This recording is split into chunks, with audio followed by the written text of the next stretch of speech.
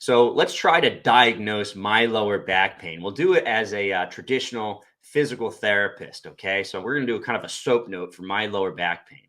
Okay. Subjectively, what was I feeling?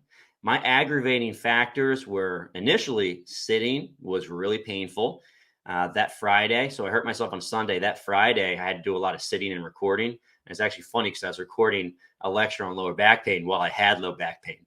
And sitting was actually pretty painful. I didn't realize it, but sitting for a while definitely set me back. And I sat for a few hours to record. My back was pretty sore. I didn't realize this, but when I got up, it hurt a lot worse. So I set myself back that Friday just by recording a bunch of podcasts and videos on low back pain, right?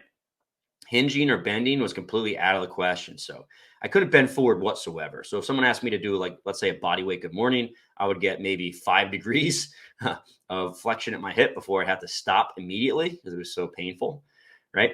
And any sort of lifting was kind of out of the equation, right? I can't bend forward. So picking something up is not going to happen. It's a bit an issue because I have a son, right, who likes to be lifted.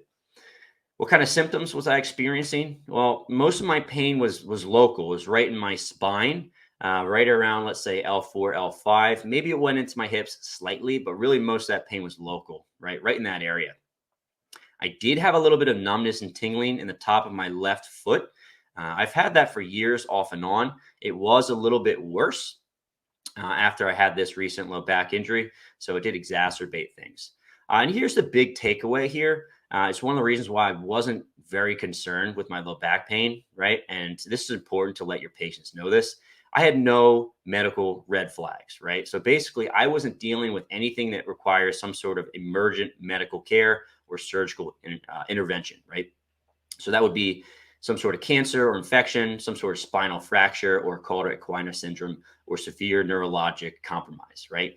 So generally speaking, low back pain feels terrible and feels like it's a terrible problem that needs to be addressed with something more intense or less conservative, right? Like injections, medications, something, right?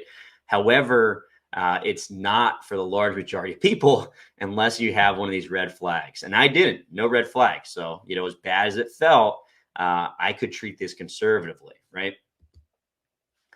How about objective measurements? If you took me through a physical therapy evaluation, what would you find? Well, first and foremost, I had no dermatomal or myotomal issues. So I had no weakness, right? I can walk on my toes. I can walk on my heels. I have no weakness in knee extension, hip flexion, abduction. Doing pretty good there. No issues with sensation left to right. Everything felt normal. My reflexes were good.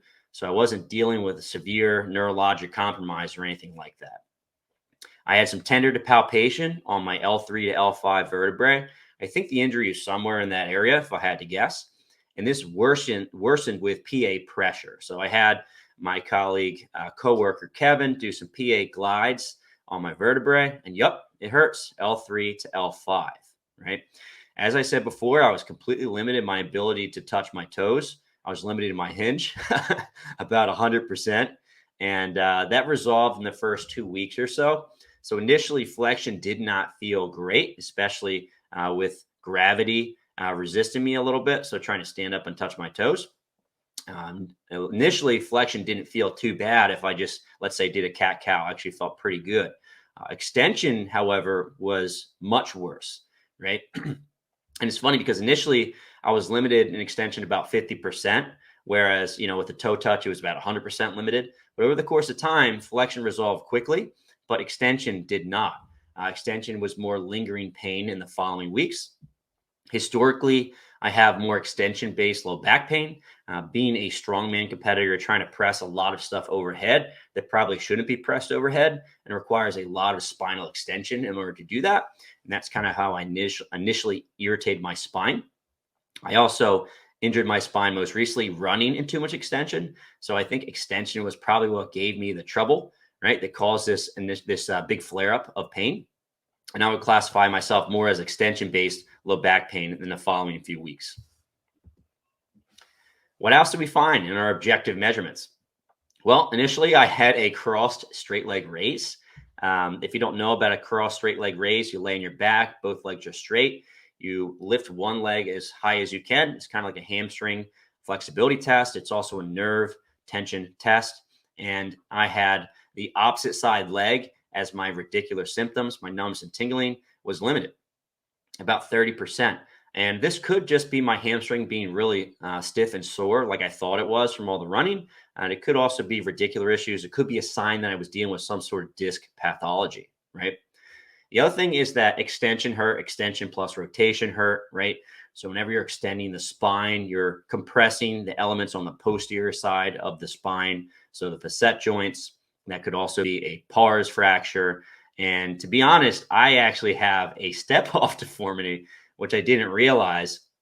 So if you're not familiar with a step off deformity, it's when you have a pars fracture in your spine, right? You have a spondylolysis, and then you have some slippage of one vertebrae on the other, which is spondylolisthesis, and you can feel the difference in height of the spinous processes as you palpate in the lumbar spine, right?